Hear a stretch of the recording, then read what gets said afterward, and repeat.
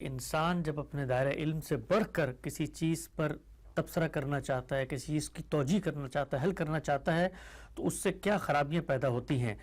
اللہ تعالیٰ نے دنیا کے اندر حشرات الارض کی بھی جو اصناف بنائی ہیں ان میں بھی تغیر ہوا ہے، ارتقاء ہوا ہے۔ ہمیں آج ڈائناسورس کے اسکیلیٹنز ملتے ہیں، لیکن وہ ایک زمانے تک رہے، اس کے بعد غائب ہو گئے۔ کیا حکمت تھی خدا کی کہ ایک وقت سے پہلے ان کو ختم کر دیا۔ انسان جب کبھی اس طرح کے معاملات میں تھوڑا سا ہاتھ ڈالنے کی کوشش کرتا ہے تو ہم نے دیکھا کہ اس کو خرابی کا سامنا کرنا پڑتا ہے۔ ایک علاقے کے اندر طوطے بہت تھے، انہوں نے خاتمے کا فیصلہ کیا تو اس کے بعد کیڑے پیدا ہو گئے۔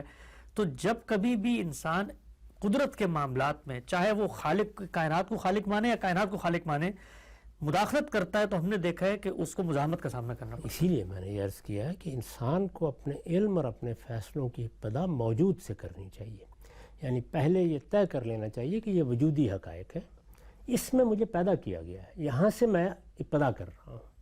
اس کے ماورا کے معاملے میں انسان کو کوئی علم نہیں دیا گیا، یعنی یہ کہ اس کے اندر ودیت کر دیا گیا ہو۔ یہ علم الہام اور وحی کے ذریعے سے پیغمبروں کی وساطت سے آیا ہے، یہ لیا ہی وہاں سے جائے گا۔ چنانچہ جب اس راستے کو چھوڑا جائے گا تو پھر دیکھ لیجئے کہ ہمارے ہاں لوگوں نے کس کس نوعیت کے فیصلے کیے۔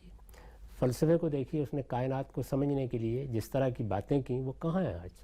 سب ماضی کا قصہ ہو گئی ہیں۔ اس لحاظ سے تو بڑی اہم باتیں ہیں کہ انسان نے سوچا ہے اور اس طرح سے مہمیز دیا ہے کہ سوچو اس بات کے اوپر، لیکن حاصل کیا ہوا؟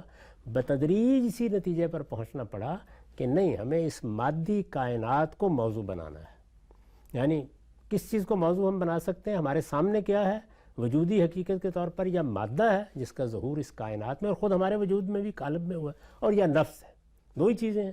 تو یہ سبق ملا کہ یہاں سے ہمیں شروع کرنا ہے۔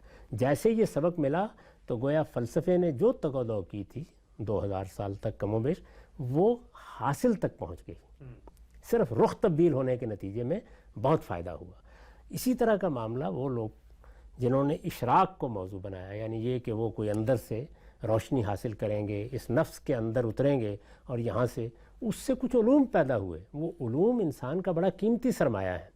ان علوم تک محدود رہنے کے بجائے انہوں نے اس سے آگے بڑھ کر اس کائنات میں خلق کا عمل کیسے ہوا، عدم سے یہ وجود میں کیسے آئی، اللہ تعالیٰ کے ہاں یا اللہ کے علم میں یا اللہ کی ذات میں اس کا کیا مقام تھا، وہ کس طریقے سے متعلق ہوئی خلق کے فعل سے، اسی طریقے سے جو مادہ تخلیق ہے وہ کیا چیز بنی ہے، کیا وہ تجلی ہے یا کوئی اور چیز ہے۔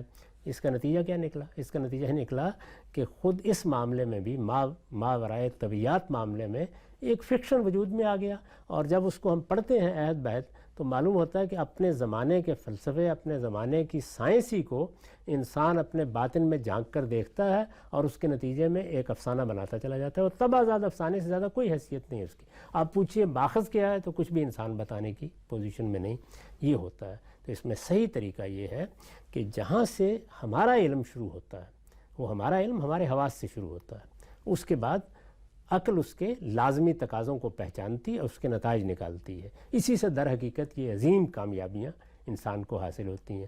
وہ اس کو اپنا علم بنائے جس کو ہم آج کی زبان میں سائنس کہتے ہیں۔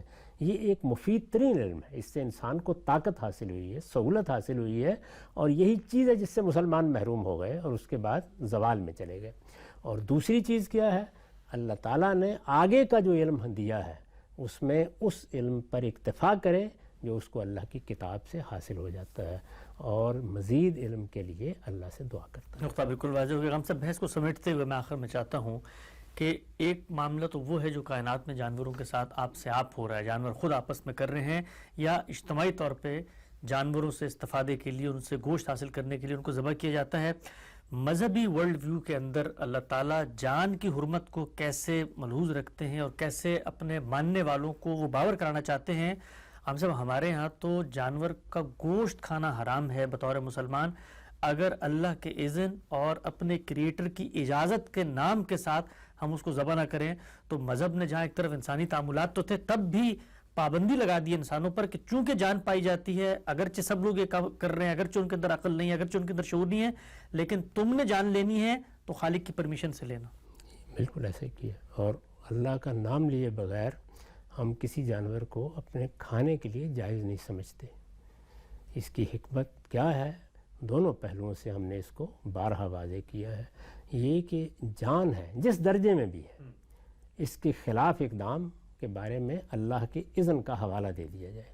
اس سے میرا تزکیہ ہوتا ہے. میں بھی تو وہی کام کر رہا ہوں. جو ایک شیر جب ہرن پر حملہ آور ہوتا ہے تو وہ کرتا ہے، میں بھی حملہ آور ہوتا ہوں. جی. یعنی وہ بیچارہ بکرا ہے یا گائے ہے، وہ میرے سامنے بے بس ہو جاتی ہے. 2-4 لوگ مل کے اس کو گرا لیتے ہیں، اور پھر جس طریقے سے آپ نے دیکھا ہوگا جنگل میں جانور پل پڑتے ہیں، کم و بیش وہی ہوتا ہے. تو اپنے تزکیے کے لیے میں اللہ کا نام لیتا ہوں، اس کے اذن کا حوالہ دیتا ہوں، اور اس طرح یہ یاد دہانی حاصل کرتا ہوں کہ اگر میرے پروردگار کا اذن نہ ہوتا تو میں یہ قدم نہیں اٹھا سکتا تھا. اور دوسری جانب یہ ہے کہ مجھے پابند کر دیا گیا ہے کہ میں ہر حال میں پاکیزگی کو پیش نظر رکھوں، تاکہ مجھے یہ احساس رہے کہ مجھے آگے جا کر جس دنیا میں آنکھ کھولنی ہے وہ عدل اور پاکیزگی کی دنیا ہوگی. اس کی نوعیت بدل جائے گی، اس کے نوامیس بدل جائیں گے، اس کے قوانین یہ نہیں ہوں گے. وہاں اللہ تعالیٰ کے عدل کا بھی کامل ظہور ہوگا اور اس کی صفات کمال کا بھی کامل ظہور ہوگا. تو اس وجہ سے مجھے اس کے لیے ایک ذہنی تیاری کرنی ہے. میرے نزدیک اگر ان دونوں چیزوں کو ان کے صحیح محل پر رکھا جائے تو اس سے ہی وہ متوازن فکر وجود میں آتا ہے جو انسانیت کا سرمایہ افتخار بنتا ہے. آخری سوال غم صاحب آج کی نشست کا، اللہ تعالیٰ اللہ کے پیغمبر اپنی ہدایات کے اندر جس طرح سے انسان کو بتاتے ہیں کہ اس دنیا میں اس کا امتحان ہے، نہ صرف ایک انسانوں کے ساتھ معاملات میں، ناپ تول میں، لین دین میں، بات چیت میں، ہر چیز میں آپ نے انصاف پسند ہونا، اسی طریقے سے جانوروں کے ساتھ بھی جو آپ کے تعاملات ہیں ان کے اندر بھی کوئی ادنا سا ظلم نہیں ہو سکتا. پیغمبر مصطفیٰ صلی اللہ علیہ وسلم نے بتا دیا ہے کہ اگر کسی کتے کو تم نے قید کیا اور حبس بیجا میں رکھا تو روز تمہاری نیکیاں کم ہوں گی. ایک خاتون نے بلی کو کچھ کھانا دیتے ہوئے ظلم کیا تو کہا جہنم میں جائے گی. ایک صاحب نے پیاسے کتے کو پانی پلا دیا تو آپ نے کہا جنت میں جائے گی.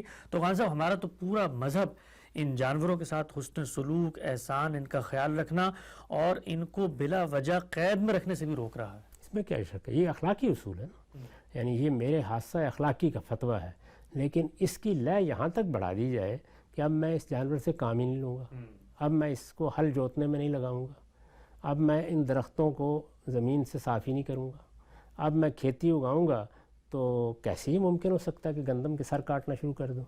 تو یہ پھر مریضانہ ذہن ہوگا.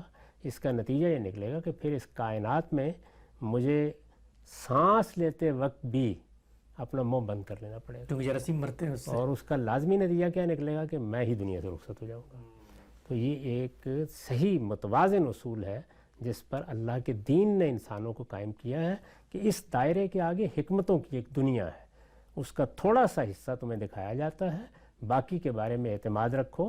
اور ہم اس امید پر جی رہے ہیں کہ ہم جب اپنے پروردگار کی بارگاہ میں حاضر ہوں گے تو وہاں ہمارے بہت سے سوالوں کا جواب ہمیں مل جائے گا.